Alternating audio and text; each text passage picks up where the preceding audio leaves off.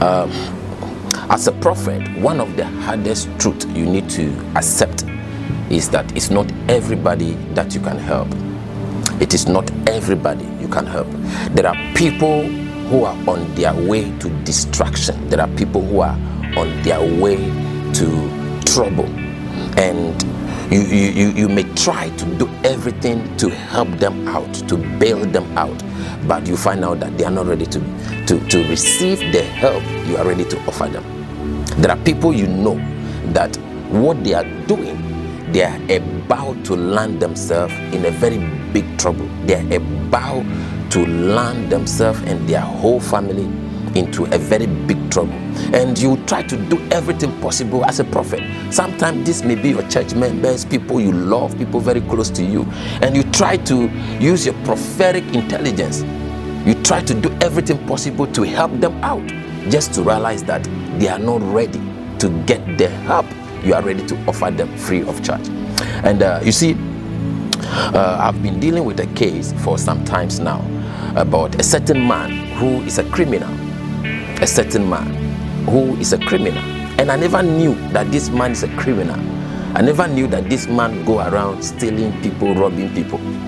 So one day I started having some dream about this man, seeing vision about this man. And I called this man to talk to him. And the only thing he told me is that, Chief, whatever you see about me, whatever is going on, leave it for me. I will deal with it. And I wasn't expecting that, response from this man who I used to love and I used to respect. But I never knew that he's not who he, pretend to be. So I called him so many times, multiple times. And I said, sir, no, this and this is what I'm seeing about you. And you are about to put yourself and your whole family into a very big trouble. And all that he said is, Chief, whatever you see about me, whatever is going on, leave it for me, I'll handle it. Whatever is going to happen to me, I'll handle it. I know how to handle things. So, I was very surprised by this response. I was very shocked.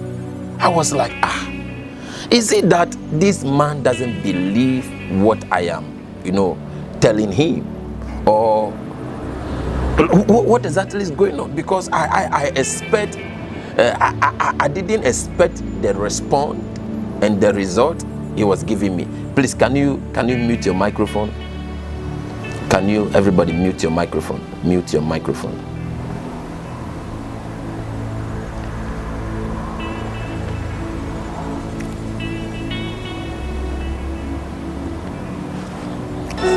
Can everybody mute their microphone?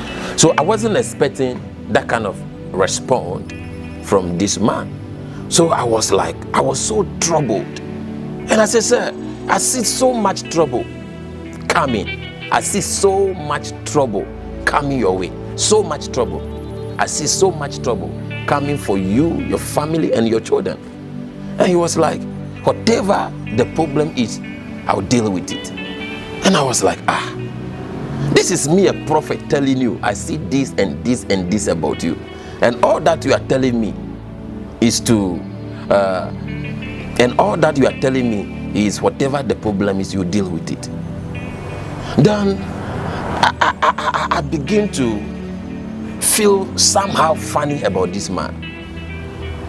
So I was like, so this man is really into this and that and that and that, and I never knew.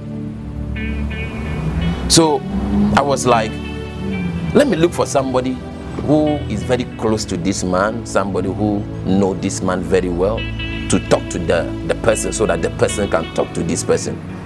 Because I didn't like that kind of response the person gave me. So I was looking for who is the best person who can, respect this code of privacy that I can talk to go and talk to this man for me. Because I didn't like the response this man was giving me. So the only person that I could have talked to is the person's wife.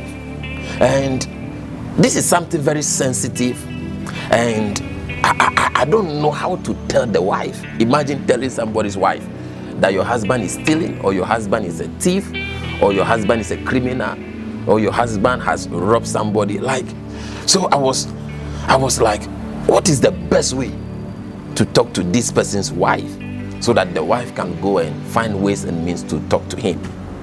And I pray about the whole thing. I fasted about the whole thing. I look for the best way to talk to this man, but I look for the best way to talk to this person's wife. So one day I called the person's wife, and I called her to come to me, and we met. And I didn't know how to tell the wife, because I know if I tell the wife straightforward, it's going to be a big issue. Yeah, I don't know whether the wife knew about the husband's criminal activities, whether she didn't know, I don't know. So I just find a word of wisdom, a very strategic way to talk to the wife.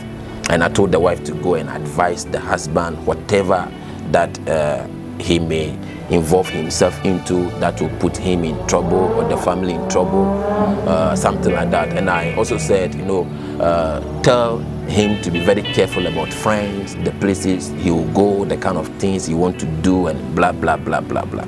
And the wife was like, the wife knew that something is really wrong, because the wife is somebody who respects me so much and never expects me to speak to her in that manner.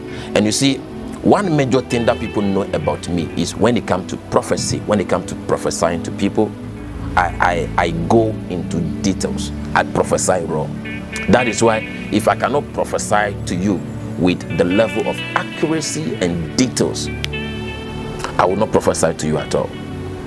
One major thing people know about me is if I say I see something, if I say I'm prophesying to you, I tell you every details you must know. Yeah, that is why I don't give people a word. No, if I'm prophesying to you, I will tell you every details. Every details. There's no way I will prophesy to you and you go home confused. There's no way I will prophesy to you and you go home and you are confused, like, what is he trying to say? What is he trying to tell me? No, if I'm prophesying to people, details, names, address, every accuracy that you must know, I give it to you. And if I don't want to prophesy to you with the level of accuracy I always do, I will not tell you anything at all. I will just pray for you. So the wife was like, Prophet, what is it that you don't want to tell me? Like the wife was expecting me to, the wife knew that I was struggling to talk to her. The wife knew that there is more to what I was telling her, and she was expecting me to, be very straightforward, like the way I always prophesy to people or tell people things. But this is a very sensitive thing, and there's no way I can tell the wife all the details. Are you following? Let me know if you are following. Let me know if you are following. Let me know if you are following.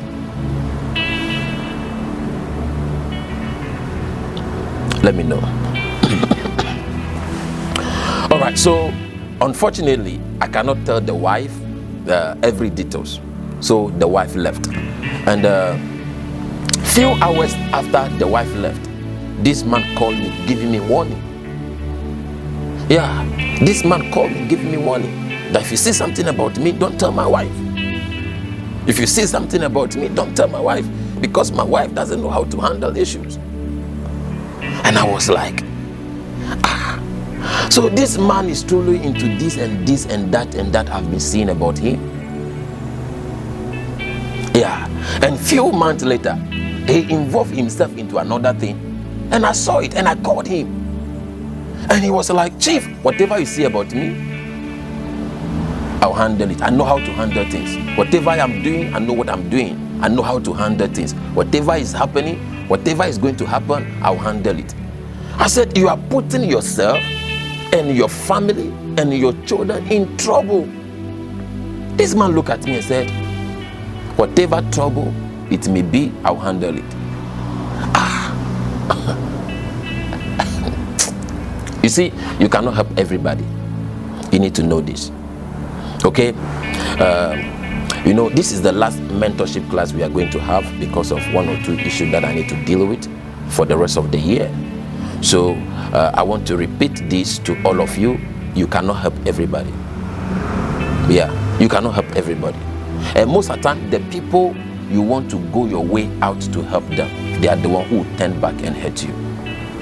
The people, as a pastor, as a prophet, as a man of God, woman of God, the people you want to go your way out, the people you go your way out, you do every direction, you do everything, you fasted, you pray, you do everything to help them out. They are the one who will end up putting you in problem. They are the one who will end up having issue with you. They are the one who will go up and blackmail you and say so many negative things about you. You cannot help everybody. And I started calling other pastors, senior pastors, my mentors, telling them, this is the issue I am dealing with. What can I do to help this man? I love this man. I love his family. And everybody said, at this point, there is nothing you can do to help. There is nothing you can do to help. I know he may see this video and still get mad at me. But up to now, I'm still looking for ways and means to help this man. I've been looking for ways and means. And this man is a very big pretender that you never suspect him.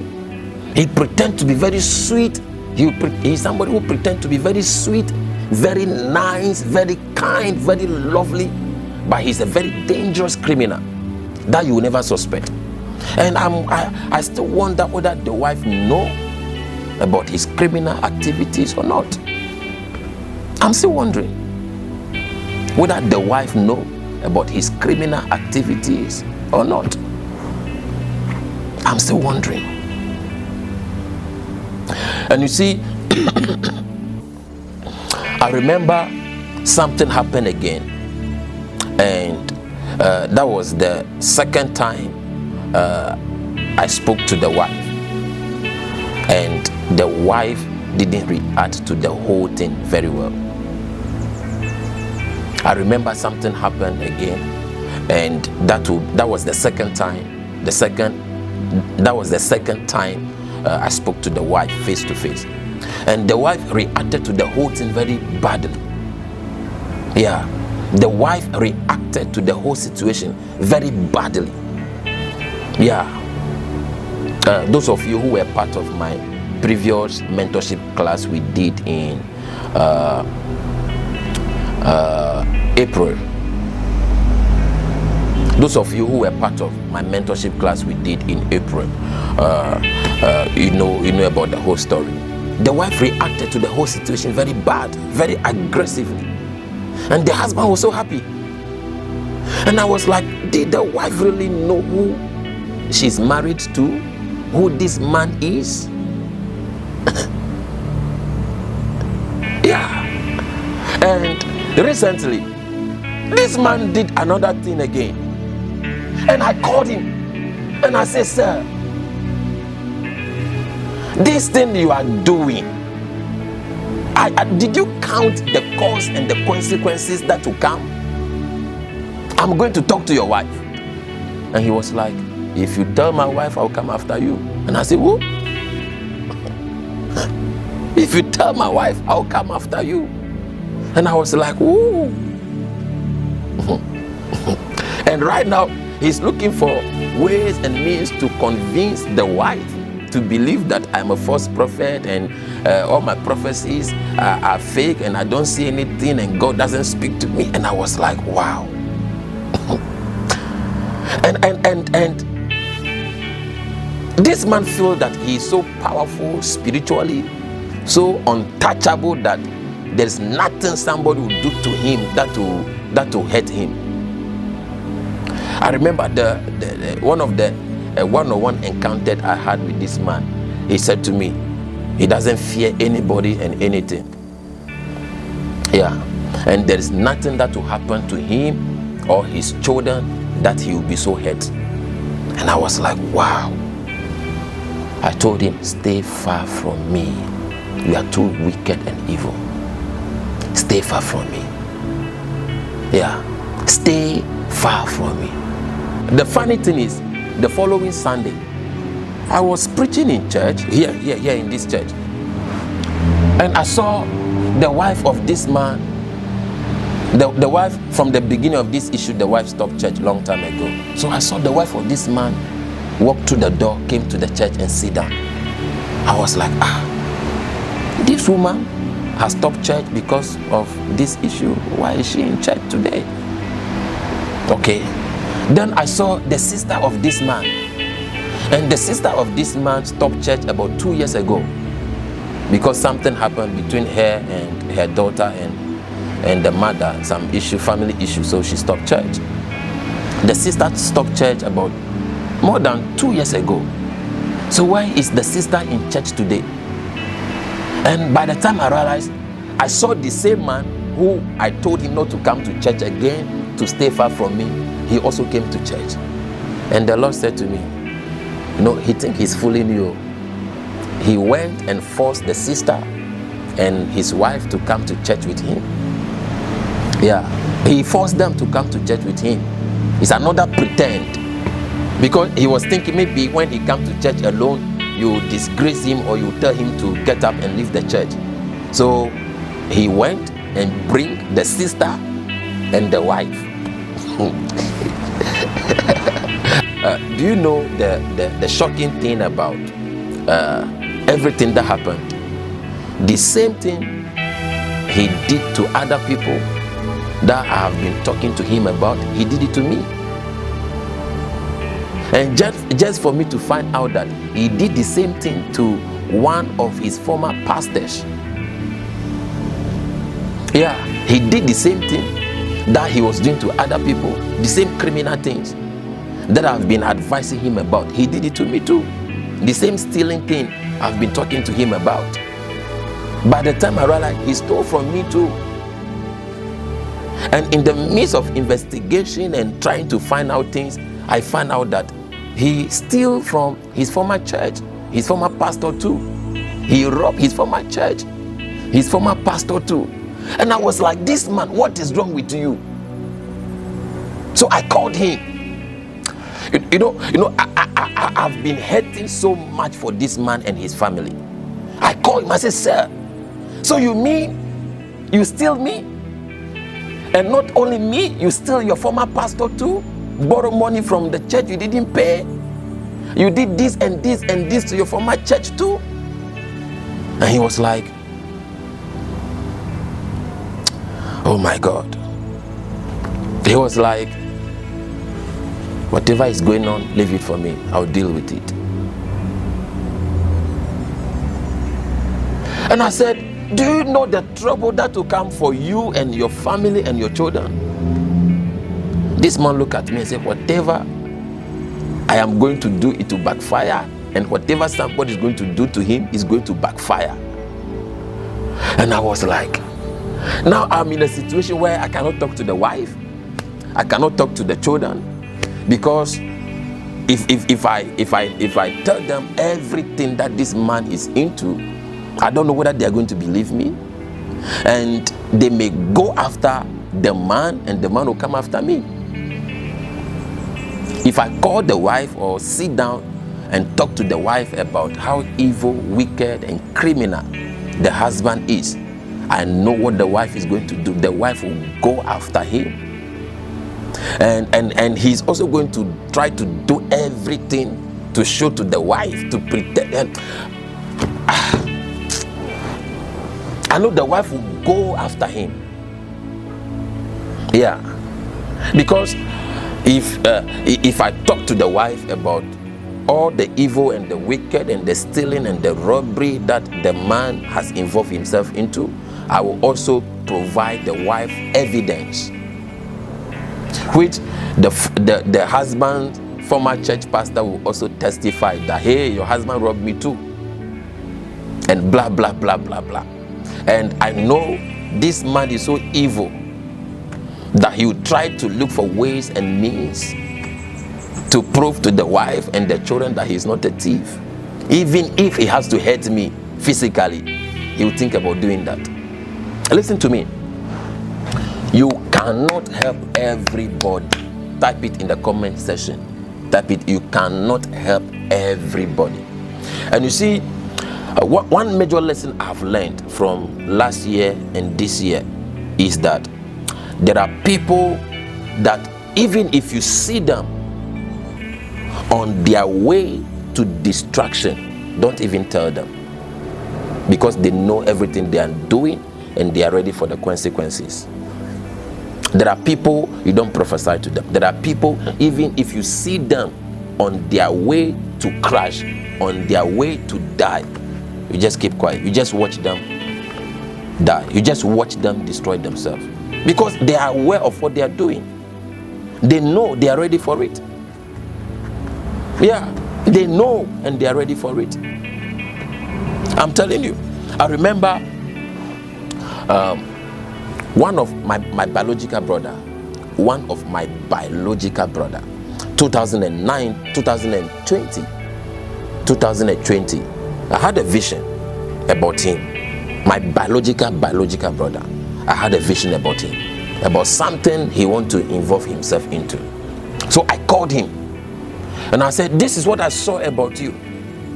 I have a dream about you and I saw a vision about you, and this is what you are about to do. And listen to me, if you go ahead with that thing, you are going to die. If you go ahead with that thing, you are going to destroy yourself. And he was very quiet on the phone. 3 days later, he was riding a motorbike, going to do what I want him not to do. And he involved himself in a very serious accident. Yeah, very serious accident. I'm going to share the picture of him at the hospital after the accident in our prophetic group. I'll share that picture. His whole body was wounded, from his face, his hand, his leg, his belly. His whole body was wounded.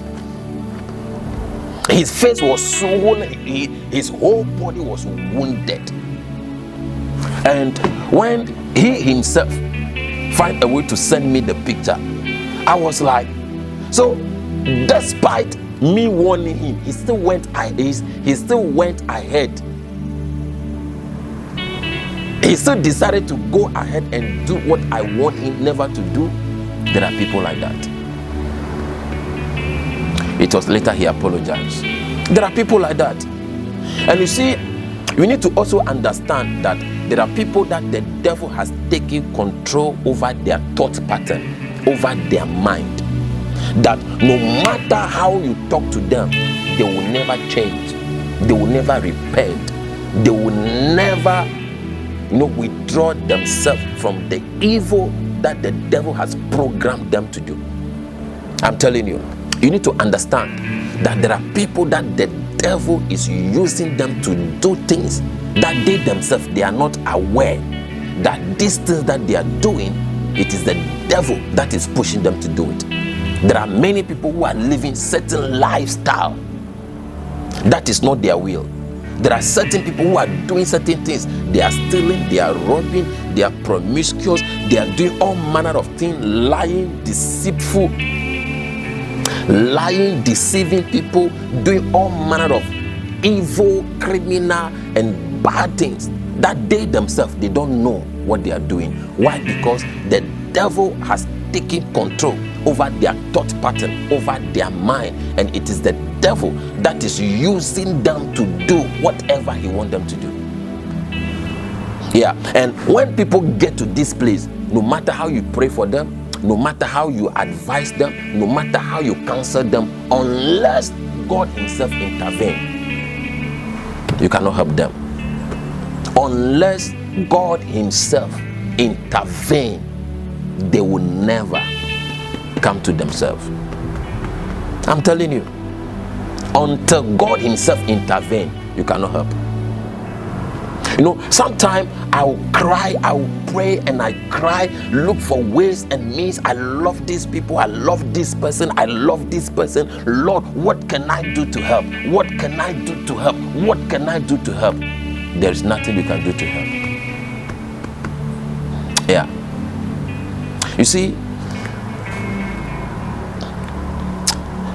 never underestimate what the devil can do to anybody, including you pastors who are watching me on Zoom.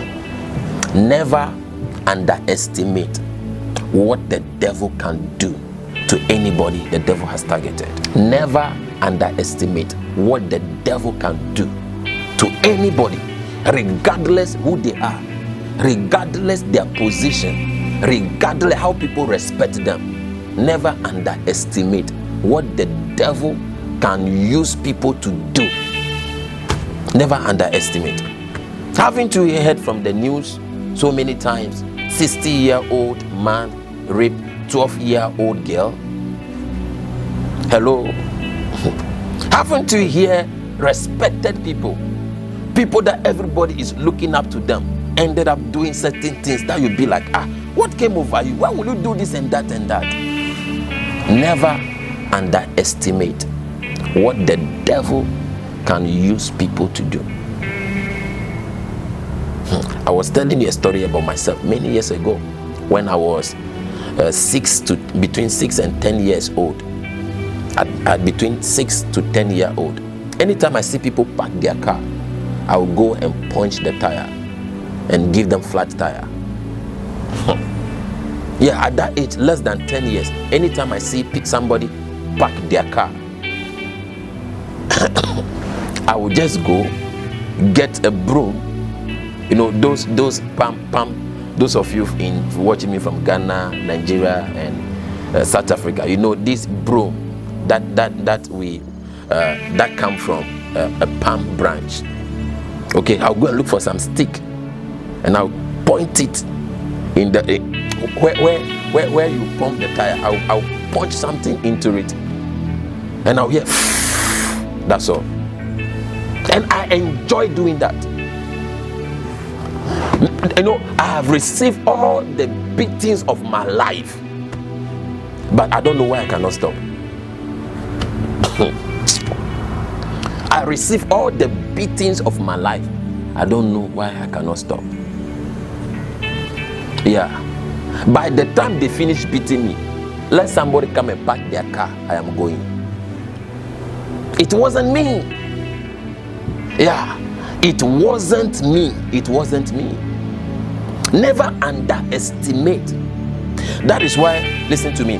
There are times when I hear people bragging and talk about, I can never do this, I can never do this, I can never do this. No, pray for grace. Pray for God's guidance. As a pastor, pray for God's guidance. Okay? Pray for God's guidance. In 1 Corinthians chapter 10, verse 12, the Bible says that whoever think he is standing should be very careful, else he will fall. Whosoever think he is standing, whosoever think I am very strong, nothing can happen to me, nobody can touch me, the devil under my feet, nothing can happen to me, I am untouchable. Anybody, whosoever think he is strong, he is standing, whosoever thinketh that he is standing very strong should be very careful lest he fall. Whosoever think he is standing very strong should be very careful lest he fall. Pray for grace. Yeah. And you see, pray for the people in your circle. Pray for your children. Pray for your family. Pray for the people you love. Because in this end time, one of the biggest agenda of the devil is to take controls of people's mind and use them. Yeah, one of the biggest agenda the devil is propagating is to take control of people's mind and use them. Yeah, that is why we live in the world where people change easily. There are people you think you know them very well in the morning, and in the afternoon they do something that you never suspect that they could do. Yeah, there are people you think you know them. There are people you think you know them for all these years, for all this months that you have been together with them, that you have been dealing with them. All of a sudden, you see the same people doing certain things that you wonder, what came over you? What happened? Is this who you are? Are you like this? So you are this, so you are a thief, so you are a criminal. So you are unfaithful, so you can do this and that and that. Listen to me. The devil is on assignment to take control over the thought pattern of many people and use them to do his evil assignment. That is where this evening I pray for all of you on this platform. I pray for all of you on this platform. In the book of Luke chapter 22, when you read from the verse 31 to 34, there was a man by name Simon who was following Jesus. And this man was following Jesus thinking everything is all right, until one day Jesus called him and said, Simon, Satan has a great desire to sift you as wheat, to destroy you. Satan is working so hard behind the scene to get you by his side, to sift you like a wheat.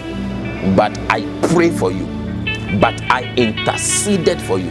Do you know what that means? As we are busy minding our own business, working so hard to take care of ourselves, our family, to do the work of God, you have no idea the plot, the trap that the devil is setting for you. And one major thing I tell people is that, listen to me, whatever weakness you had, make sure you deal with it as you grow in life. Whatever weakness you have, listen to me very well. Listen to me very well. Let me know you can hear me. Comment in the chat. Let me know you can hear me. Let me know you can hear me. Comment in the chat. Let me know. Say, I can hear you. I can hear you. Let me know. Comment in the chat. Let me know you can hear me.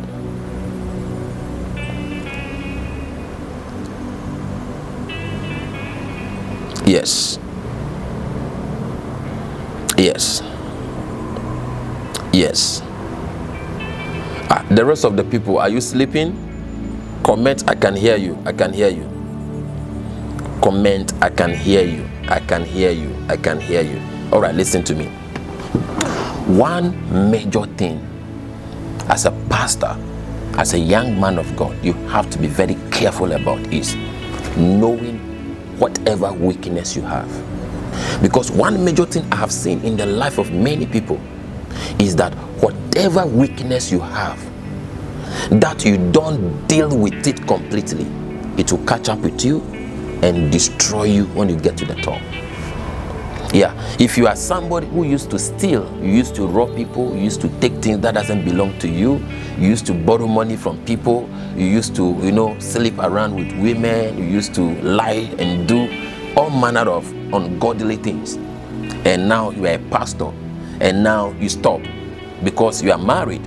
Now you stop because you started going to church. Now you stop because you are preaching. Don't think you have overcome that weakness. Hello, the fact that you accept the call of God, you are now preaching, you are now prophesying to people, doesn't mean that weakness has left you. The more you are praying, the more you are anointed, the more you are growing, the more that weakness is also growing to catch up with you behind the scene without your knowledge. I'm telling you, the more you are growing, the more you are becoming popular and famous, the more that weakness that you never dealt with is also growing to catch up with you. Yeah. I am telling you, I have seen many great men fall. I have seen many great women fall. And people will be like, what happened? What happened? Why? You of all people, why will you do that? Why will you do this? No, it is something that has been part of you for many years that you never deal with. And at the end of the day, it will end up catching up with you. I'm telling you. I have met people who do certain things to me, and I'll be like, why will you do this to hurt me? Why will you do this to me?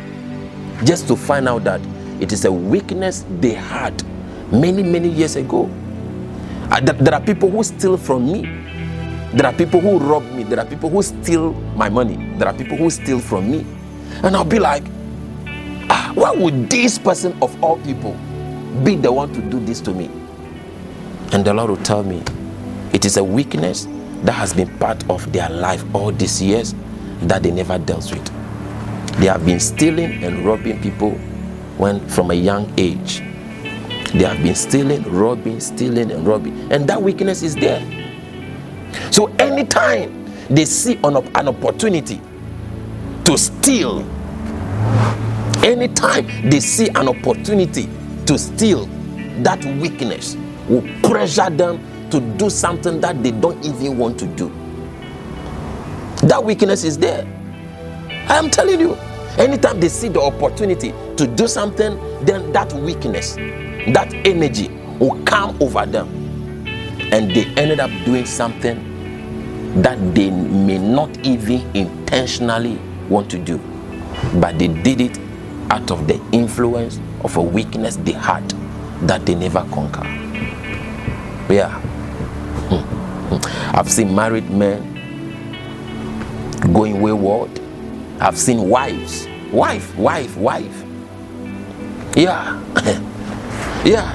There are women out there who can sleep with anybody. And to be honest, most of these women think that when they marry, they'll stop sleeping around until they get married, just to find out that that weakness is still there. Let their husband do everything for them. Let their husband give them all the money in the world, all the love in the world, all the attention in the world. Let the husband do everything they wanted. Anytime they find themselves in a situation with another man, they will go down. When they find themselves in a situation with another man, it will happen. Out of control. That weakness is there.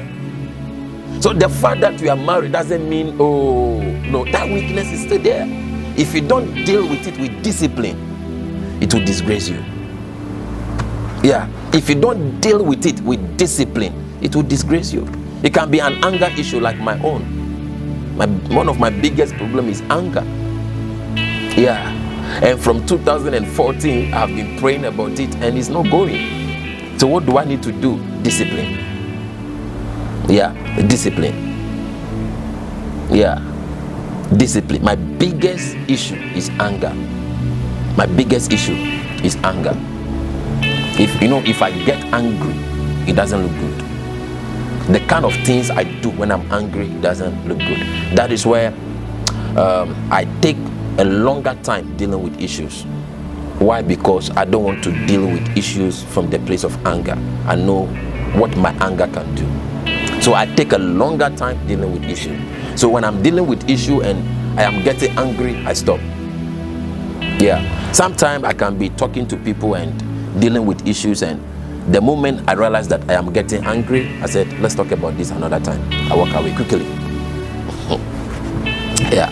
I have walked away from so many meetings. I have walked away from so many meetings. I have walked away on so many people. The moment we are talking or we are discussing and I'm saying this and that and people are trying to like disagree with me or challenge me or want me to prove, quickly I walk away.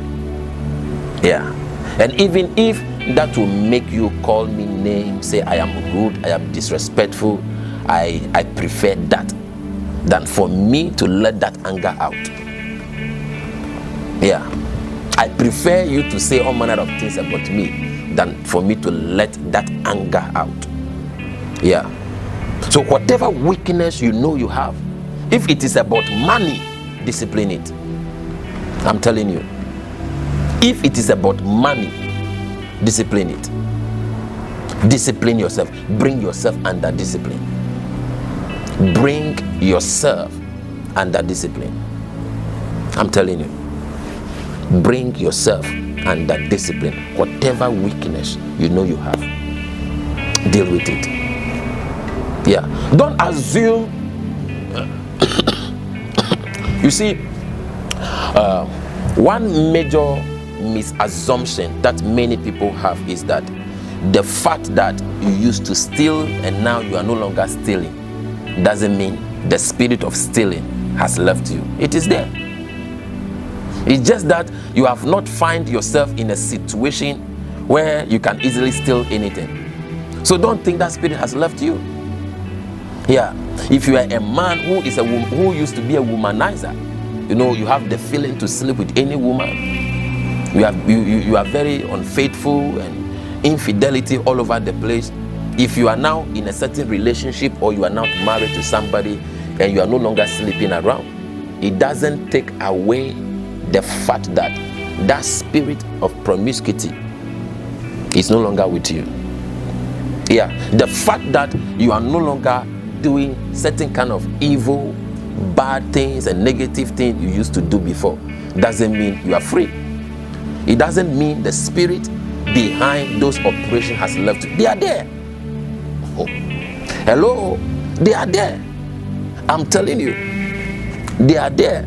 I remember when I was in Team Impact University doing my master's in theology.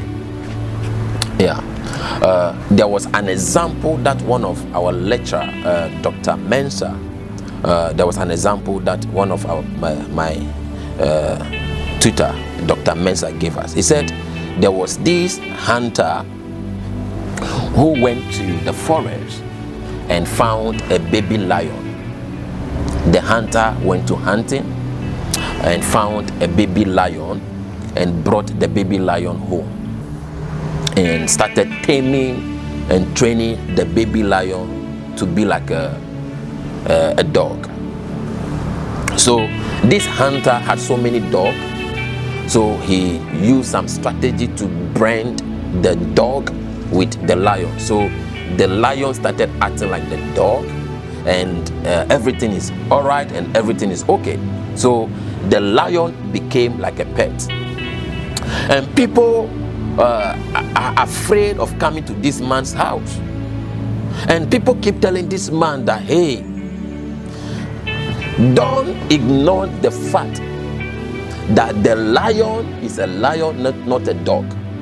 Even though the lion is acting like the dog, the lion look like a dog, the lion is comfortable among the dog, the lion see itself like a dog, it is still a lion. That is why it doesn't bark like the dog. He said, no, it's like a dog, it's very playful, and the man will play with the lion, the children will play with the lion, and the lion is not eating anybody. And people keep warning him. And Dr. Mensa said the chief in the town called this man and gave him a warning that put the lion in a cage. If not, a time is going to come, this lion is going to kill somebody. The man was like, no way. This lion has been in the house for how many years now?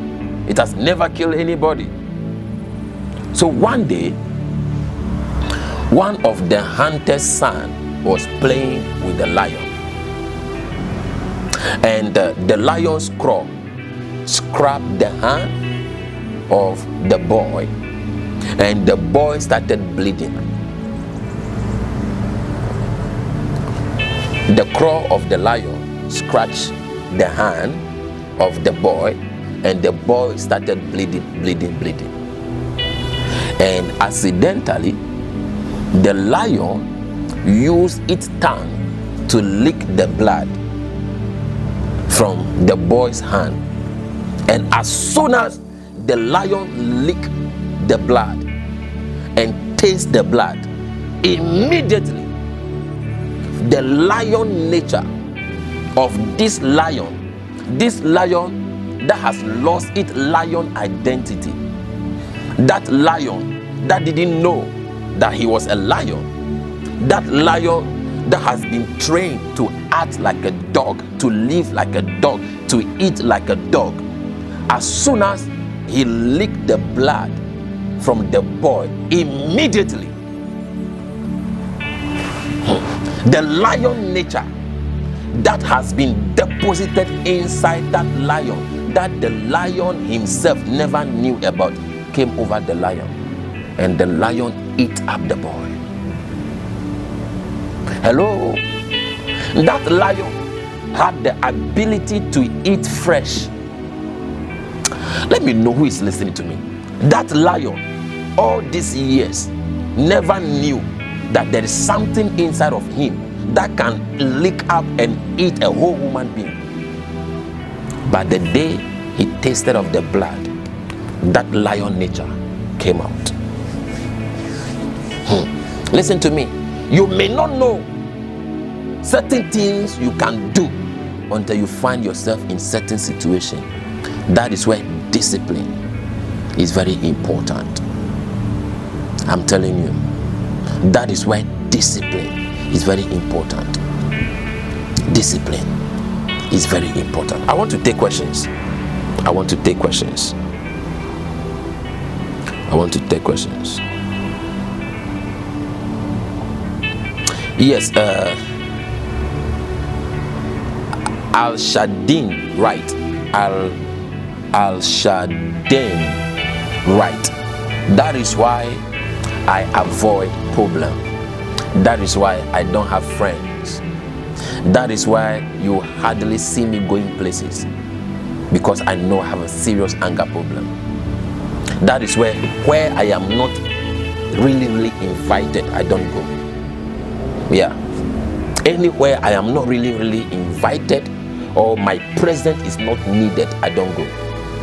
I disconnect myself from so many people. Why? Because I know I have a very serious anger issue. Yeah, that is why I don't put myself in a situation where people will offend me. Yeah, I don't put myself in a situation where people offend me. So sometimes if I'm talking to people and they are trying to make things difficult for me, I walk away. Yeah, and I remember many years ago I've been praying and I said, Lord, take away this anger. And the Lord said, you need it. Just put it under control. That was when I find out that the anger issue is not really the problem. The problem is what I do with it. Because you may find yourself in a situation where you need the anger to prevail. Yeah, you need the anger to fight some people sometimes. You need the anger to fight some battles sometimes. There are times you need to channel your anger towards certain things to get a positive result. So that was when I knew that what I call a problem is actually not a problem. The anger is not the problem, because I really need it. Yeah, and I think I have used the anger once to get a positive result. That is why if I want to fight you, please go on your knees and start begging. If I want to fight you, if I want to come after you, if I want to deal with you, you are finished. Because I will do it with all my anger and with everything within me. Yeah, so I found out that the anger is not the problem. The problem is what I use it for, what I do with it. Yeah, the anger is not the problem. The problem is what I use it to do, what I use it for, how I control it, how I manage it. So over the years, I make sure I don't involve myself in a situation where my anger will manifest. Yeah, I make sure. That is why if you don't know me and you come around me, you will think I'm very foolish. If you don't know me and you come around me, you think I'm very foolish, because I can forgive things that you will not forgive. I can let go things that you will not let go. I can ignore people that you will never ignore. Yeah, I avoid battles that you will not avoid. I disconnect myself from people you will not disconnect yourself from. Yeah, sometimes there are people who try to have issue with me, provoke me, annoy me, that some of you would have picked them on, but I just ignore them. Because if I look at them, if I want to come after you, you will not survive it. Yeah, there are people who try to have issue with me, I just ignore them. And there are times I will just give them a long time to repent and do the right thing. Yeah, there are people who have offended me so deeply and I should have go after them, but I'll just give them a long time. I'll just be talking to them. Sometimes more than 1 year, I'll just be talking to the person, do the right thing. I'll just be warning the person, giving the person warning, talking to the person, talking to the people, do the right thing, do the right thing. because I know when I come after you, it's a different thing. So anger is not actually something bad. Even Ephesians chapter 4, I think the verse 26, 27 says, get angry, but sin not. Get angry, but sin not. So I came to the place of conclusion that I don't need to pray for God to deliver me from my anger issue. I just need to master the art of handling it and dealing with it, and know when to use it and when not to use it. Yeah. Let me take about 5 or 6 more questions, then we take it from there. So this is the last mentorship class we are having. I have canceled all my international meetings. This year I am supposed to go to over 16 countries, but because of the issue that I need to deal with, I have canceled all my conferences. We only managed to go to Jamaica 2 times, Cayman Island 2 times, we went to Dominica, we went to Trinidad.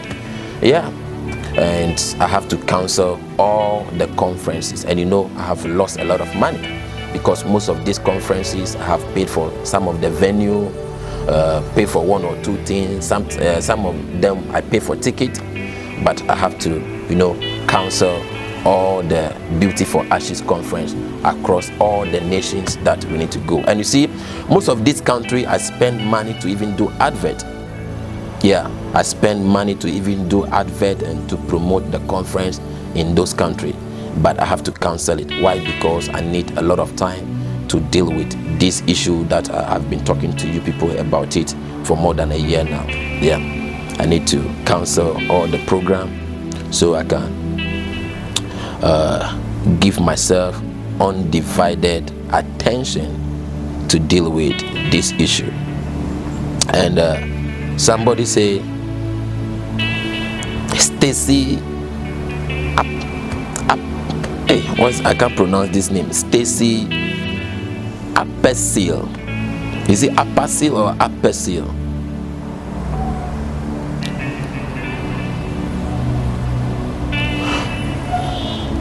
So you are asking, what am I going to do about the man, since I don't want to tell the wife or the family about it? The only thing I can do is to keep on praying for them.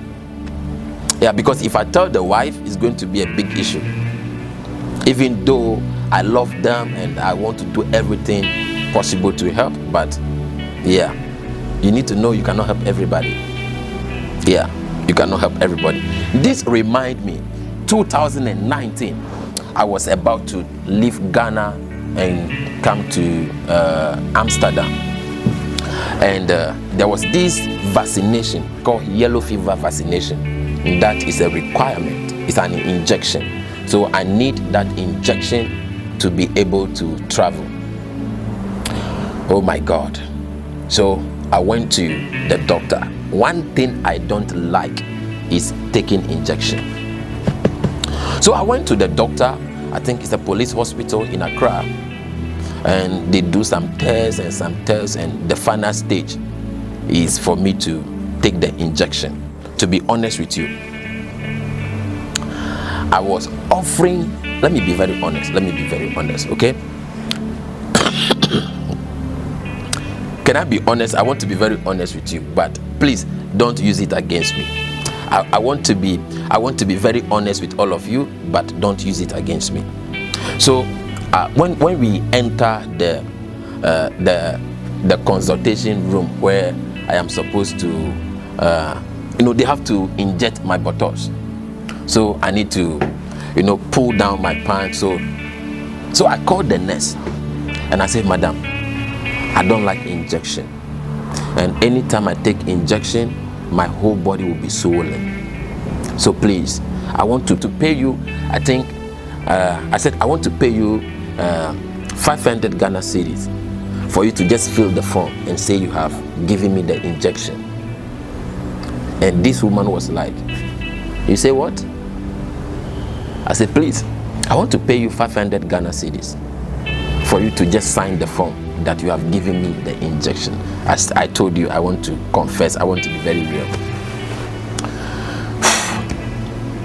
And the woman was like, what did you say again? And I said, if the money is too small, I can make it 1,000. I want to give you 1,000 Ghana cedis. Okay, I want to give you 1,000 Ghana cedis for you to just fill the form that you have given me the injection. I wanted to bribe the nurse. Do you know what the nurse told me? He said, but you say you are a pastor.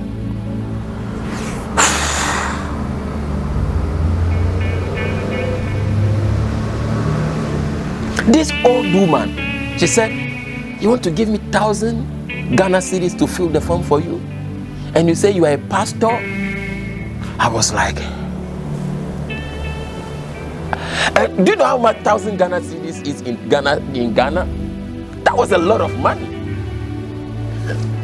1,000 Ghana cedis is closer to her monthly salary.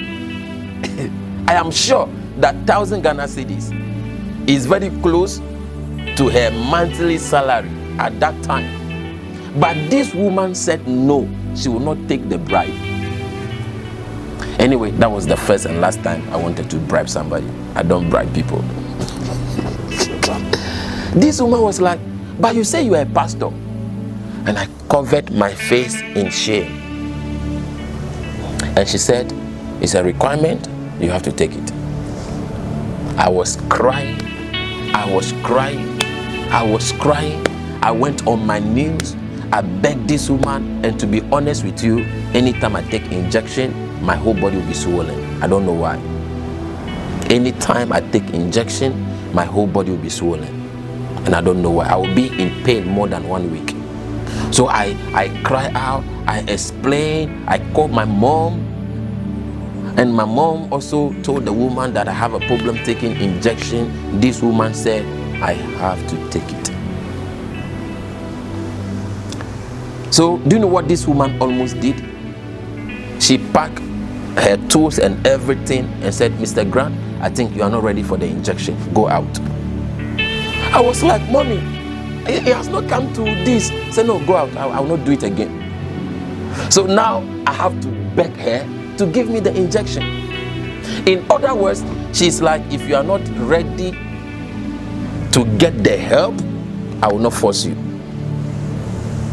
So now I have to beg. This woman is like, she said she will no longer give me the injection. I should go. So now I have to beg her.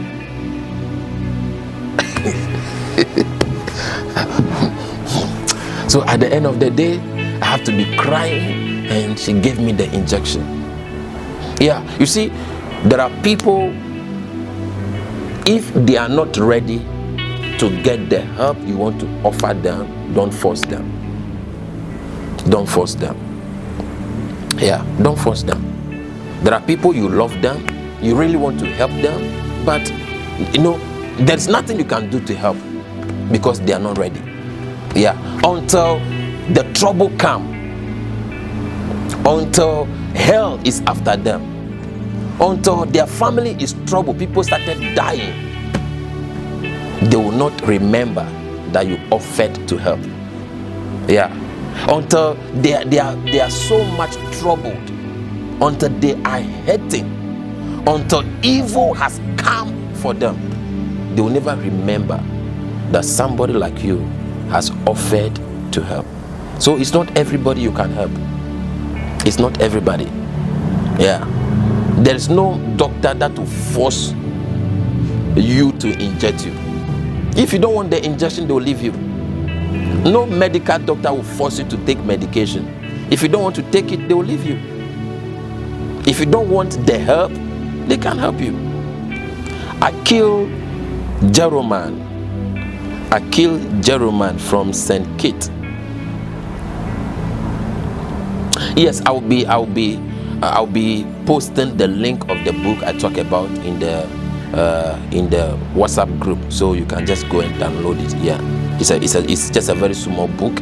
I think it's Those Who Leave You. Those are one of my favorite books from my father in the Lord, Bishop Darky Ward Mills. Those Who Leave You, Those Who Are Ungrateful. Let me, I think it's about 6 books. Yes, I think it's about 6 books. Those Who Leave You. You know, this book has changed my life. So the first book is Those Who Accuse You. The second book is those who are dangerous sons and daughters. Those who are dangerous sons. And those who pretend. Listen to me. As a pastor, you will meet a lot of people who pretend. You are going to meet a lot of pretenders in your church. Woo! As a pastor, as a prophet, you are going to meet a lot of people who pretend. So you need that book, Those Who Pretend.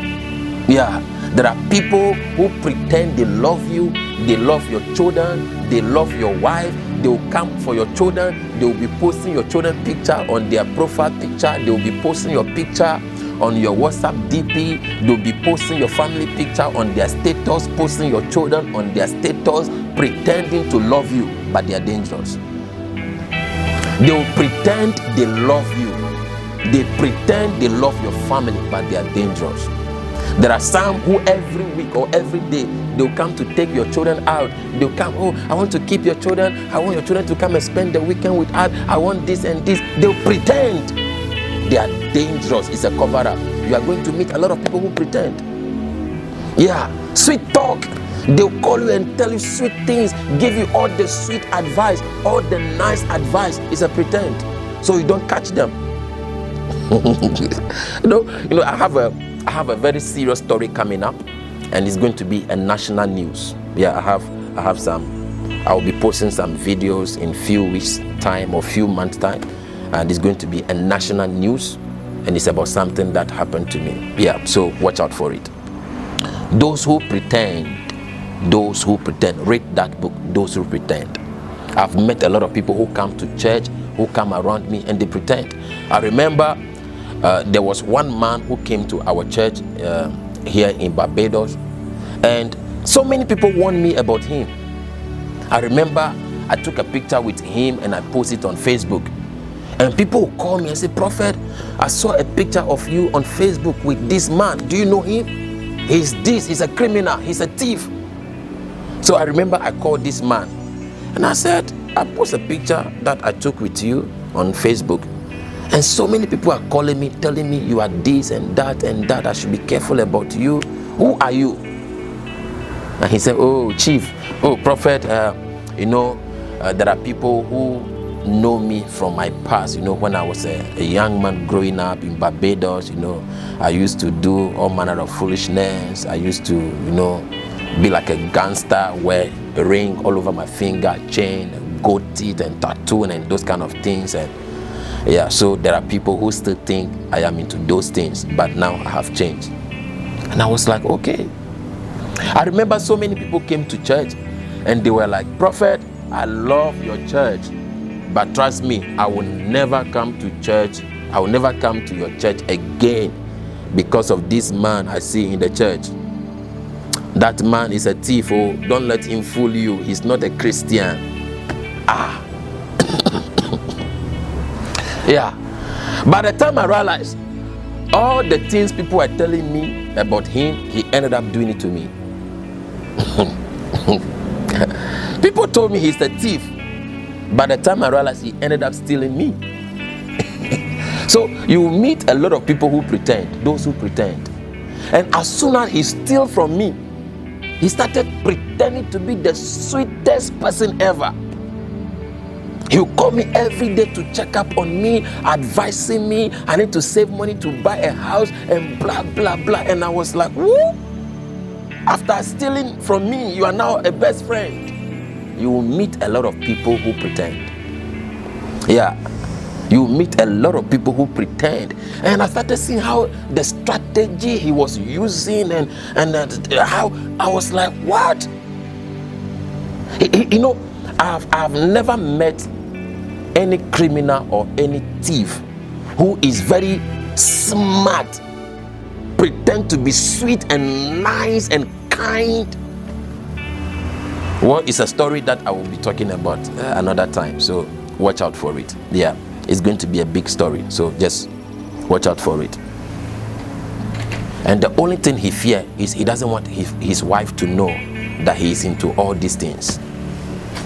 Yeah. Hey, you are here early. Money.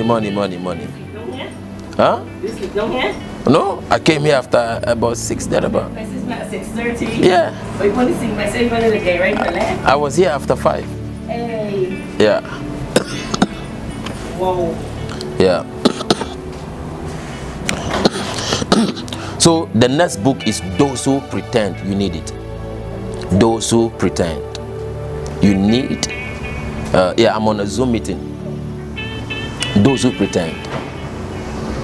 Those who pretend. You are going to meet a lot of people who pretend. You are going to meet a lot of pretenders. Those who pretend. Yeah, those who pretend.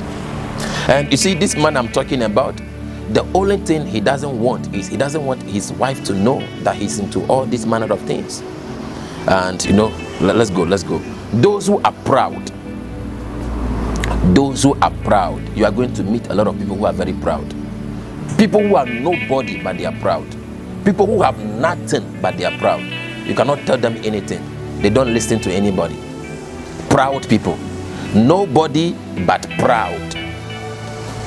You are going to meet people who are nobody but proud. So these are all the books written by my spiritual father that I am recommending to you to buy.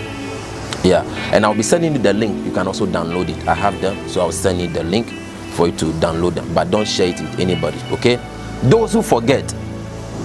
You are going to meet people who forget. No matter how much you bless them, no matter how much you have been a blessing to them, they'll forget you. Please, can you close the door? Yes. Yeah. Those who forget. Yeah. There are people that you sacrifice everything to help them. You are there for them during their lowest moment. You know, when they are going through trouble, you stood with them, you helped them out, you pray for them. And when they started receiving their miracle, their breakthrough, they'll forget you. Yeah. When it is time for them to remember you, they'll forget you. In fact, there are people who come to your church with the biggest problem. You stand with them, you help them. Sometimes you give them money. Yeah. I've met people who are going through their difficult moment. I supported them. I was there for them. The moment they get their breakthrough, the moment they get their job, they stop church. They look for another church to go. Those who forget. Yeah. That is why I am at the place where, listen to me, don't sacrifice for anybody beyond the sacrifice you give your family. Yeah. There are people, even if you take a loan to help them or bail them out, as soon as they come up from their problem, they forget you. They will not even remember that somebody like you existed. You don't know. Listen to me. The people I sacrifice everything for them are the one who forget about me quickly. The people I sacrifice everything for them. Midnight prayer. Go to their home. Stood with them. Help them to get a lawyer. You know, like you were part of their trouble.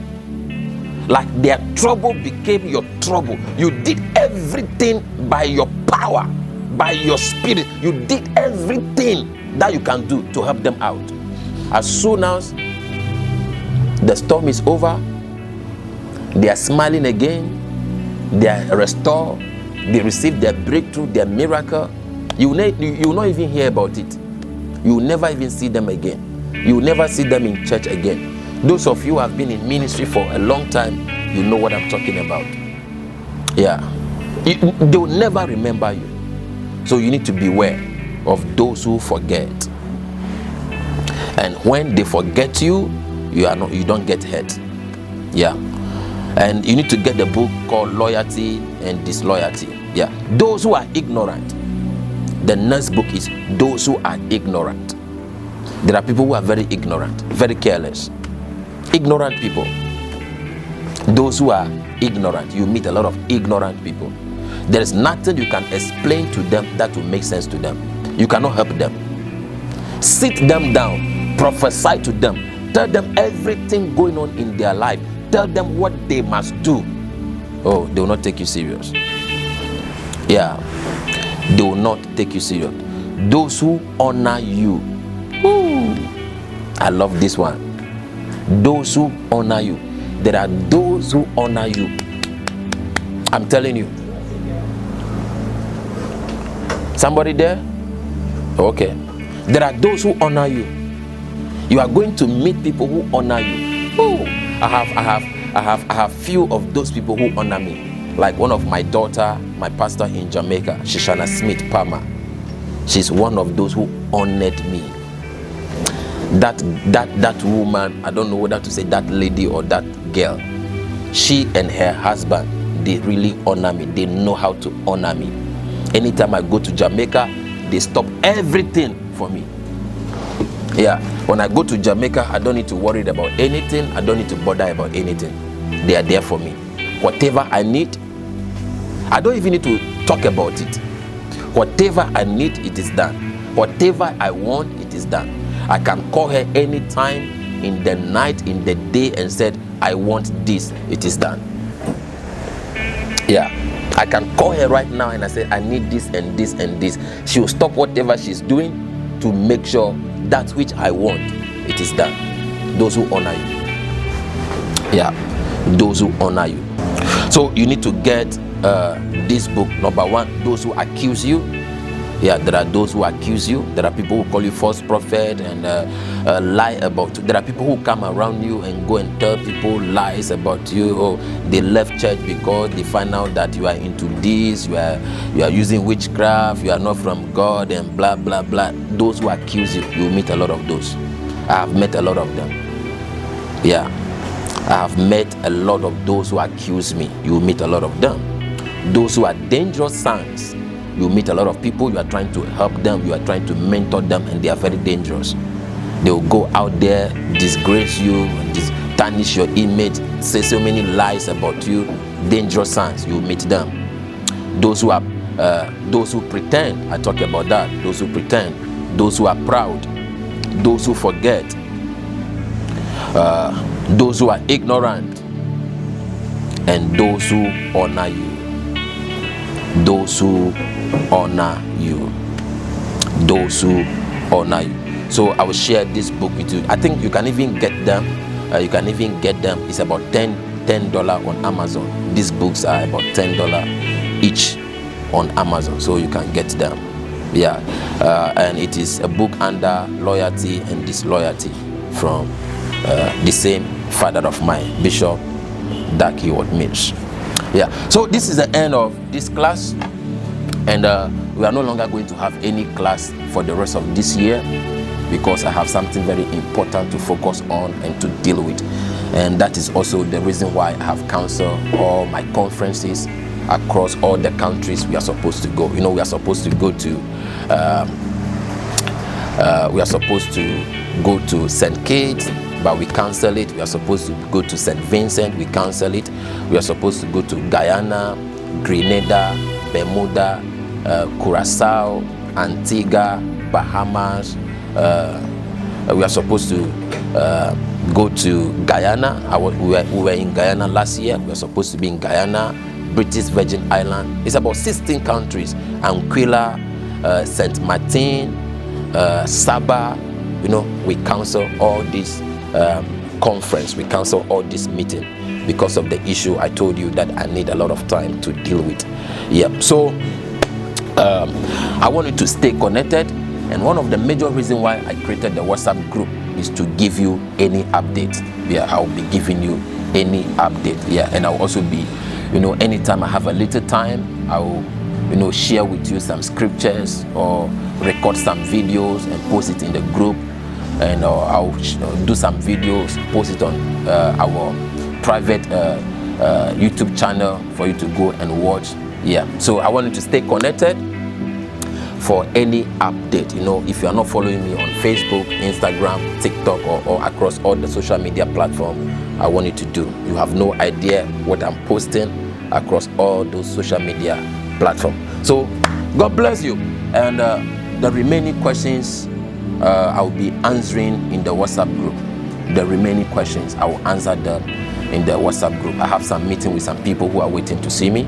There are people already at the church who want to see me, so I can spend more time to answer all your questions. So I'll be Shanika Walker. I will answer all your questions in the WhatsApp group. Okay, so be checking the WhatsApp group by the end of today or tomorrow, latest by Monday. I will be answering all your questions. I will answer all your questions. So Brother Kelvin, I want you to screenshot all the questions in the chat on Zoom and send it to me so I can answer them in the WhatsApp group.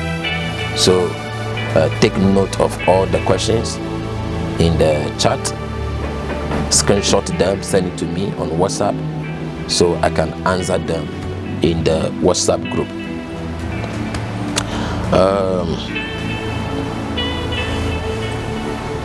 Ajoa Sapoman, where you are, this is a Ghana name. Wow, Ajoa Sapoman from UK. How are you? So let's talk about this quickly. My time is up, but let's talk about this quickly. Foster Romanus. Wow. How many of you can see that comment, that message from Foster Romanus? Wow. Yes. So you see, this is exactly what I'm talking about. So Foster Romanus, Pastor Foster Romanus. Is it Romanius or Romanius? I spoil people's name because of my accent, so forgive me. So he's saying that there was this lady who came to his church, and the lady is in a relationship with a married man, and the wife of this man has called this lady so many times and warned her to stay away from her husband. And the lady will insult the wife of this man, and the wife of this man messaged, called and tested her so many times that she is going to deal with her, and she will call the wife of this man and tell her she can never do anything to her. And right now she is going mad. Wow. I have done everything possible to help this girl. I told her to stay away from this man, and she got angry with me and left church. Now she's having a mental problem, and it hurts me anytime I heard about her. You see, there are people like that you can never help them. If you tell them there is fire ahead and you get burned, they will not listen to you. You see, let me tell you this. One of my biggest regrets as a pastor is sometimes prophesying to certain people and trying to help them when they are not ready to get help. There are many people who stopped church. There are many people who left me. There are many people who disconnect themselves from me. Why? Because I try to help them. I see something about them and I try to help them, and they are not ready to get the help I am offering them. You are going to meet a lot of cases like that. Sometimes about relationship, you see a young man or you see a young woman trying to involve themselves in a certain relationship that as a pastor, as a prophet, you know that this relationship is a trap to destroy this lady. Yeah, especially women. You see a young lady coming to your church, and all of a sudden he fall in love with a certain man, and you knew that this man is a trap. This relationship is a trap to destroy her. By the time you call her and tell her the truth, the next thing she will do she will stop church. Yeah, she will stop church. My pastor say you are this and this and this. My pastor say I should disconnect myself from you. My pastor say you are not real. My pastor say this and that and that. But at the end of the day, the two of them will team together and fight you. You will become an enemy for the two of them. Yeah, and few months later, few weeks later, few years later, you will hear that everything you told her came to pass. Everything you told her about the relationship came to pass, but it is too late. So sometimes there are people, this thing they are doing it will trouble them very big, but you can't tell them. You know that these choices and decisions they are making, they will be in trouble one day, but you cannot tell them. Why? Because they can't handle the truth. They will be offended. So it's just very sad. It's just very sad. And it is one of those things you are going to experience as a pastor, as a man of God, as a leader. It's one of those things you are going to experience, and there's nothing you can do. I see this question again, and I remember somebody was asking me this question last week. I said, Prophet, you look different. You are losing weight. What is wrong? And I told the person I have been fasting and praying for more than a year now. I've been praying since early 2024. I've been fasting and praying since more than 1 year now. Yeah, most of the days of the week and the month of the year is fasting and praying, and I've been fasting a lot. Yeah, I have been fasting a lot. And most of the time, there is this park called, what's the name of the park we go and pray? Botanical Gardens. Yeah, most of the time I go to Botanical Gardens, spend the whole day there fasting and praying for, about this issue that I've been telling you for a long time now. I've been fasting and praying about it. Many of you don't understand why I am very reluctant and very patient dealing with this issue instead of going the way many of you expect me to go. You see, this is people's issue. This is an issue relating to human beings, people. Yeah, so even though I am supposed to deal with this issue long time ago, I still believe that we can settle this issue peacefully. Yeah, without anybody hurting. I still believe that we can settle this issue peacefully, even though it's going to be very difficult, because the people in question are tricksters, are very dangerous people, are people who don't look like people who can repent, or people who want peace. These are people who are always looking for ways and means to fool you, to deceive you. These are people who can pretend and pretend very well. But for more than 1 year now, I still believe that I need to pray more for them, intercede more for them, and look for the best way to talk to them so we can handle this issue peacefully, rather than handling it in a way where the whole world or the whole Caribbean, Barbados and Vincent will hear about it, where they will bring so much shame and pain to their family. So I've been praying about it. I've been fasting and praying about it. Yeah, I've been fasting and praying and interceding, always asking God, what can I do? Yeah, I've spoken to more than 200 pastors about this issue, because I got to a place where I was very sick. Like, I was literally losing my mind, because I have think about anything possible I can do to help them handle this issue peacefully. But it is not working. I have spoken to more than 200 pastors about this. I have called so many people asking advice. This is the situation. I've called so many pastors, more than 200 pastors, more than 200 senior pastors, asking them, what is the best thing to do? How can I handle this issue? What can I do to handle this issue? And at the end of the day, nobody can help, because the only thing to do is trouble. The only thing to do at the end of the day is trouble. And that is something I never wanted to do. Yeah, that is something I never wanted to happen. And the funny thing is, from the beginning of this case, I can't sleep, because anytime I sleep,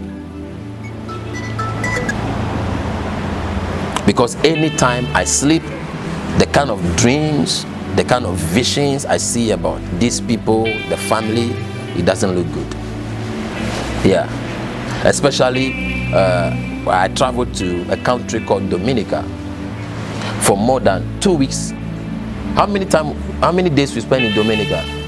3 weeks? 2 weeks. Yeah, we spent more than 2 weeks in Dominica. I've never slept. Yeah, For 2 weeks in Dominica, I didn't sleep. My PA will be like, what is wrong with you? You are not sleeping in your bedroom. I can't sleep. Because anytime I close my eyes, the kind of things I see happening to this family doesn't look good. And I'll wake up and I'll be crying and I'll be praying, Lord, show mercy. Lord, what can I do to help these people? What can I do to bring peace? And these people are not ready. Yeah, and like I said, there are people, no matter how much you love them and want to help them, you cannot help them because they are not ready to get the help you want for them. There are people like that. There are people you love them so much, you want to do everything to help them, but the truth is you cannot help them because they are at the place where they are not even themselves. The devil has so much taken control over them that even if they have to continue lying and die, they will prefer to lie and die.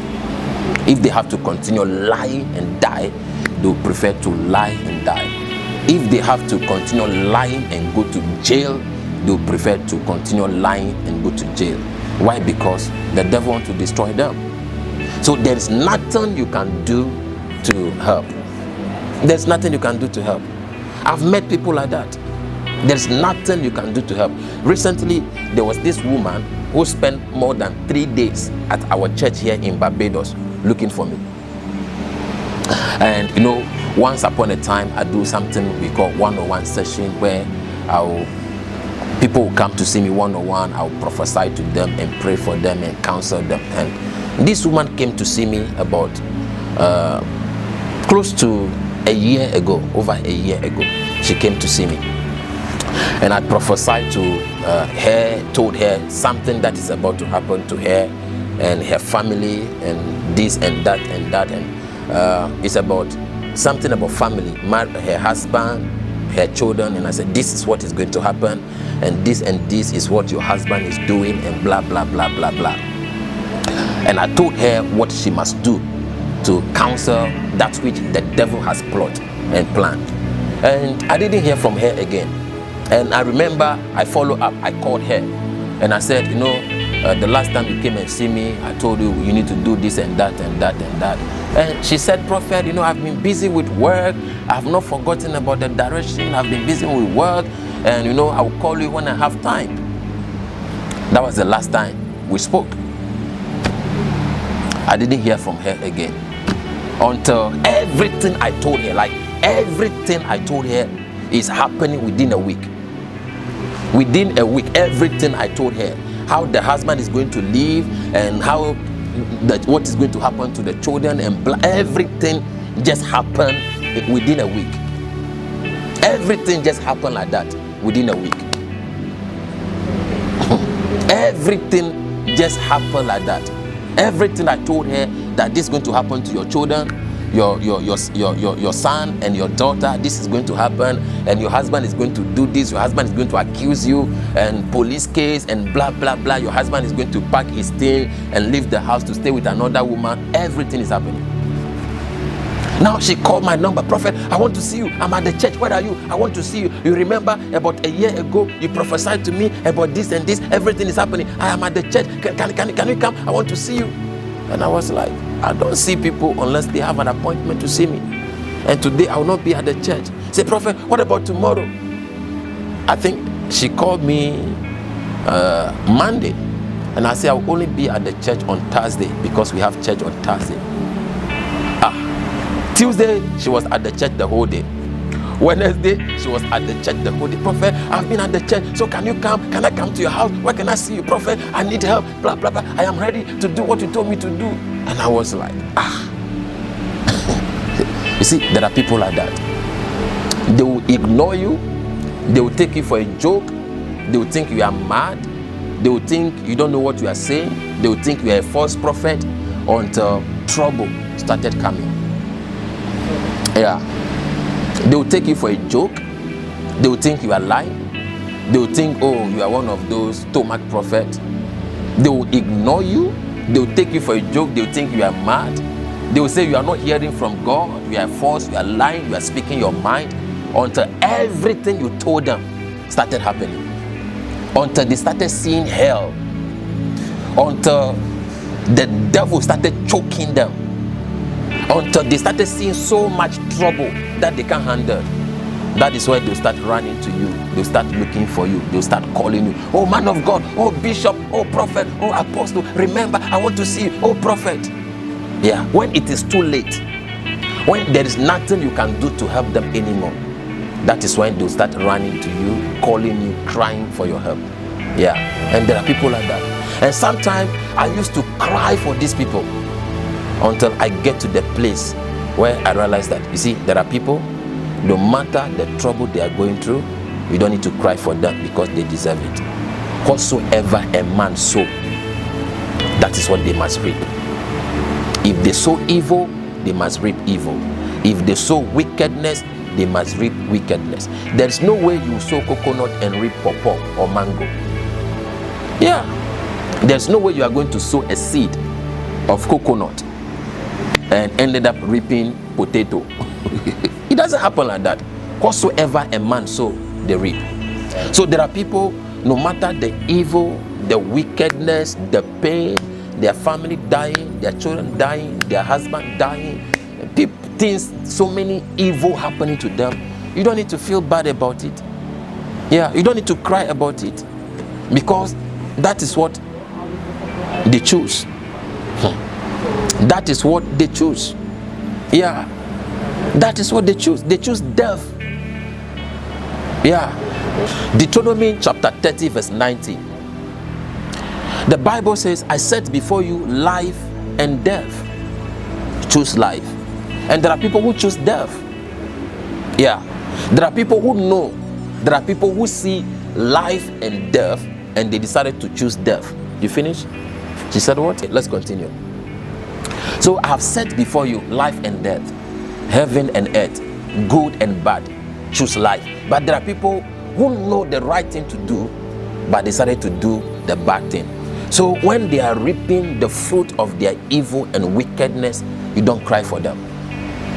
Yeah. And you see, as a pastor, we know that our call is to help people, to destroy. Our call is to destroy the works of the devil, the powers of witchcraft from the life of people. But there are people who know very well that this thing that they are about to do and this thing that they are doing is going to destroy them, yet they decided to do it. They know that this person they are about to trouble, they know something will happen to them, but they decided to do it. So as a pastor, it hurts, you feel bad about it, but you cannot help people who are not ready for help. You cannot help people who are not ready for help. And you better know this and know peace. You better know this and know peace. You cannot help. Yeah, you cannot help. And you know, sometimes I'll cry, I will weep, I will go to the forest, I will go to the botanical garden, I will pray, and I say, Lord, this punishment will be too much. This evil will be too much. They can't handle it. What is about to happen, the distraction that is about to happen will be too much. Lord, you need to intervene. And you see, one thing I know about God is that He only helps people who help themselves. I came across a scripture in the Bible, Revelation chapter 3, verse 20. And, you know, it hit me so hard that God Himself is saying, behold, I stand before the door of your heart and I am knocking. If you open the door of your heart for me, I will come in.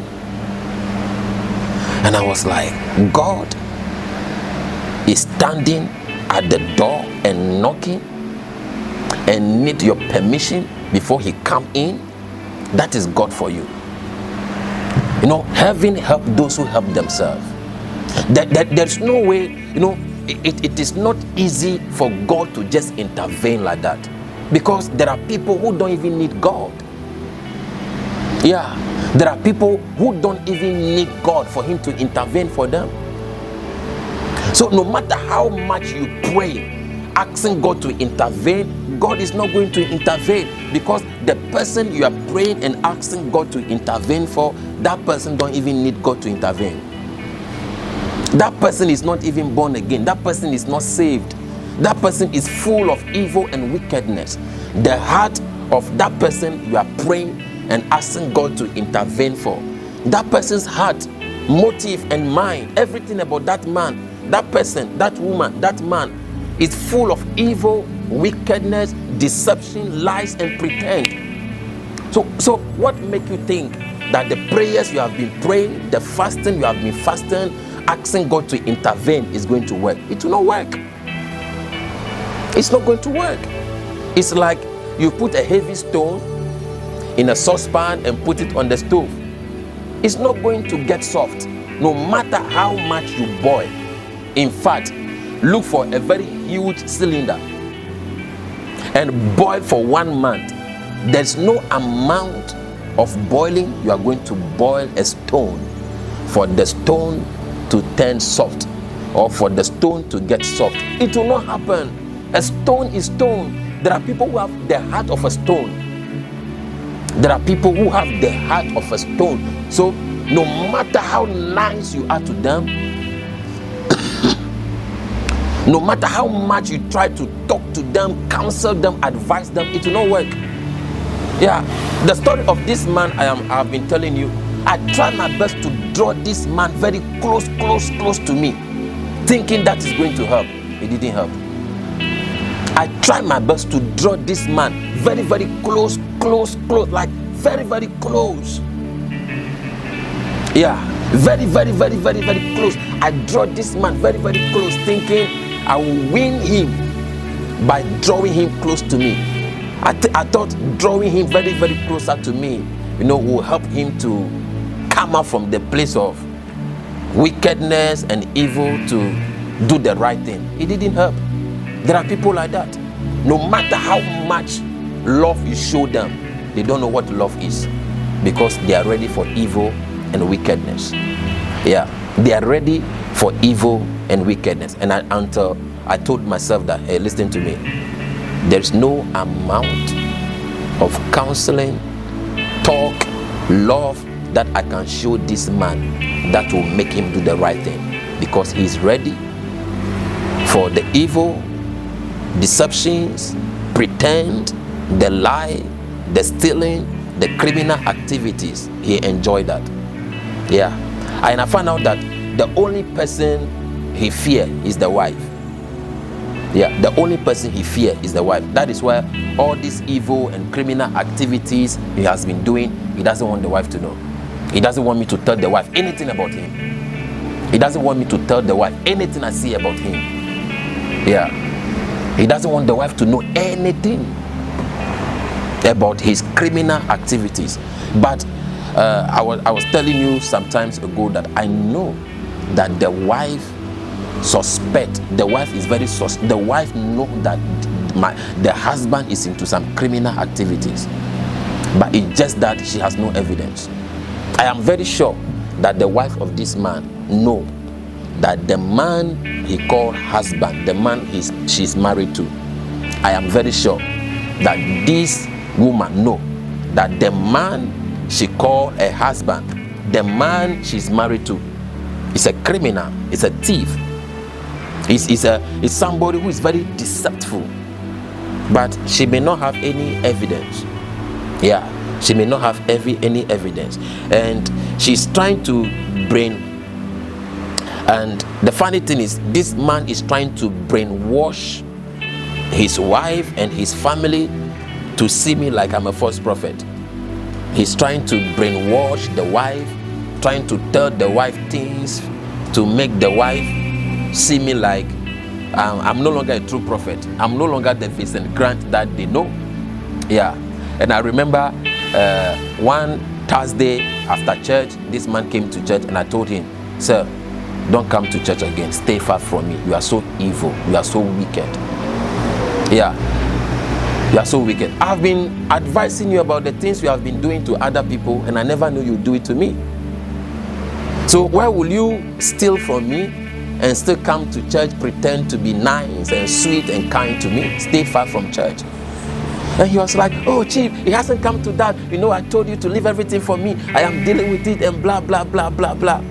She left and went in shame. Are you still here? Now, the funny thing is, the following Sunday, I was preaching in church, here in this church. And I saw the wife of this man. The wife, from the beginning of this issue, the wife stopped church long time ago. So I saw the wife of this man walk through the door, came to the church and sit down. I was like, this woman has stopped church because of this issue. Why is she in church today? Okay. Then I saw the sister of this man. And the sister of this man stopped church about 2 years ago because something happened between her and her daughter and the mother, some issue, family issue, so she stopped church.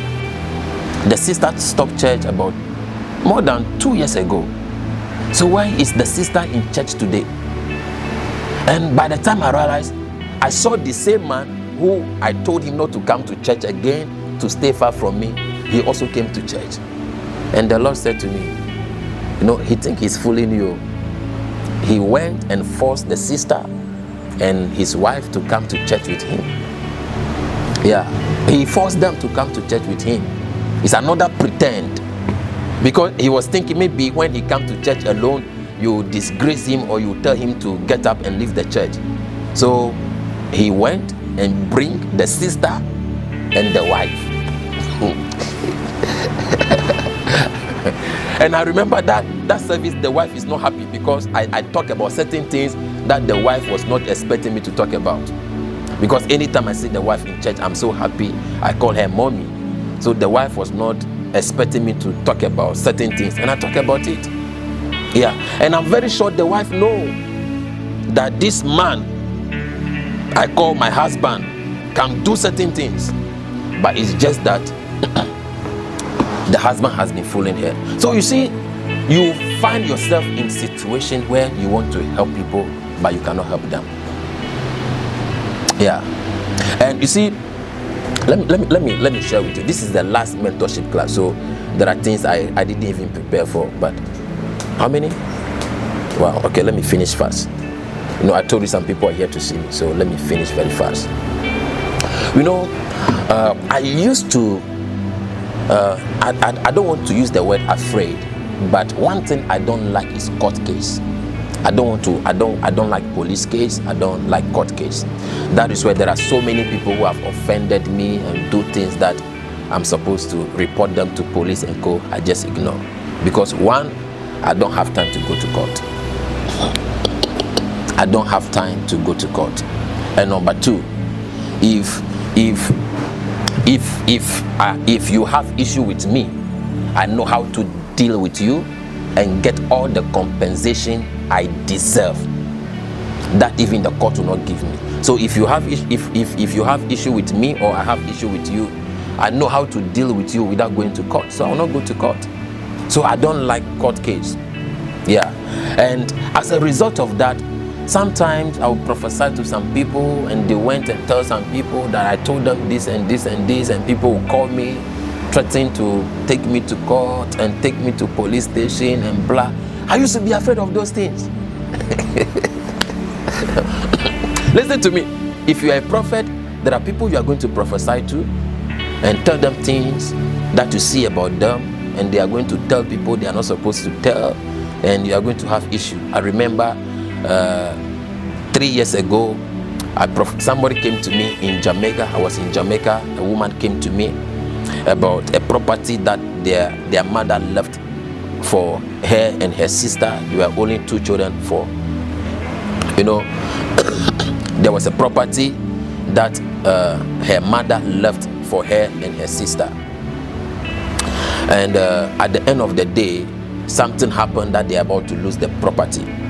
So there was a court document that she received, and the court document is saying that there is a certain amount of money as a loan that her mother took from a certain bank, that the bank is going to come for the house, because the mother was not able to pay for the loan she took before her death, and they're about to lose the house. And this is a house that they were renting, and when they received the rent, she and her sister would share the money. So she told the sister about it, and the kind of response her elder sister was giving her didn't make any sense, and she came to me. And when I was praying for her, the Lord told me to tell her that her mother didn't take any loan, and it is her sister that is plotting all those things. Okay. Okay, all right, I'm about to finish now. So I'm finishing in 1 minute. So it is her sister who forged some document and wanted to scam her younger sister. So there's no bank loan, there's no court letter. It is her sister who forged all those things so she can take the property completely from her elder sister. So in other words, she will want to find ways and means to be the one taking control over the property, because her younger sister is not educated. Her younger sister didn't go to school and nothing like that. So I told her, and I told her everything I saw, and I told her what she must do. And I said, go to the company registrar, go to the bank, get a lawyer, do this and this and that and that and that and that. This foolish woman, instead of going to do exactly what I told her to do, she went and confronted her senior sister. Ooh. Early in the morning, I was sleeping, my phone was ringing. When I answered, it is her senior sister. Her elder sister called me, cursing me, insulting me, all the F word and blah, blah, blah. I'm going to hear from her lawyer. I am a false prophet and blah, blah, blah. When did God call me? They'll call police on me. Beloved, I was scared. This is Jamaica. Few minutes later, her husband called me. Another threat. And in the night I was praying, and the Lord said to me, why are you scared? Why are you scared? Why are you afraid? Somebody said they'll call police on you, they'll take you to court, and you're afraid. Why are you afraid? Stand with the lady and help her claim what belonged to the mother. And I was like, Lord, this is Jamaica. And the Lord said, no, you don't need to be afraid of them. And the Lord told me what to do. So I called them back. And when I called them, and I called them back, and I talked to her, and I said, listen to me, I'm not afraid of the threat you and your husband are coming my way. I just want you to do the right thing. But if you want to go the hard way with me, I'll stand by your sister and I will expose you. And she hung up the call and blocked me. That was the end of it. So listen to me, why am I telling you this? Don't be afraid of anybody threatening you. Yeah, don't be afraid of anybody threatening you, saying they'll call police on you, they'll report you, and blah, blah, blah.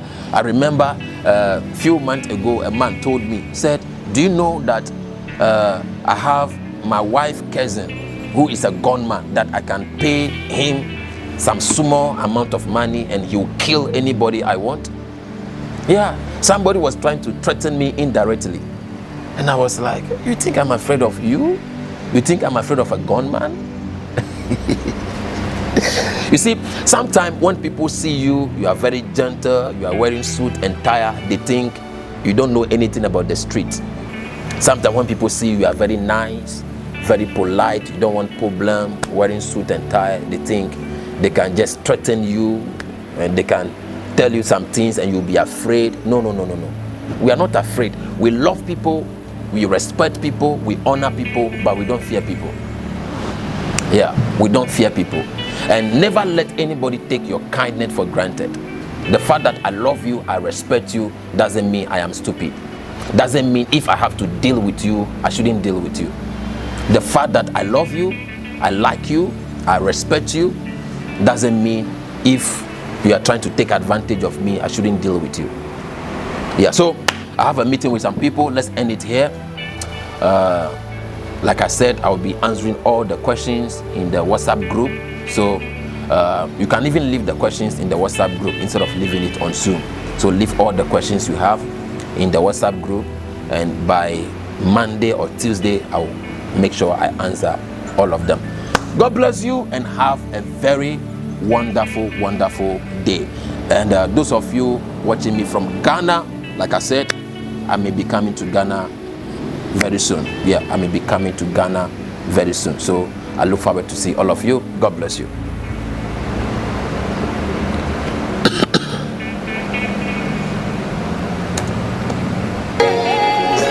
Is it still raining?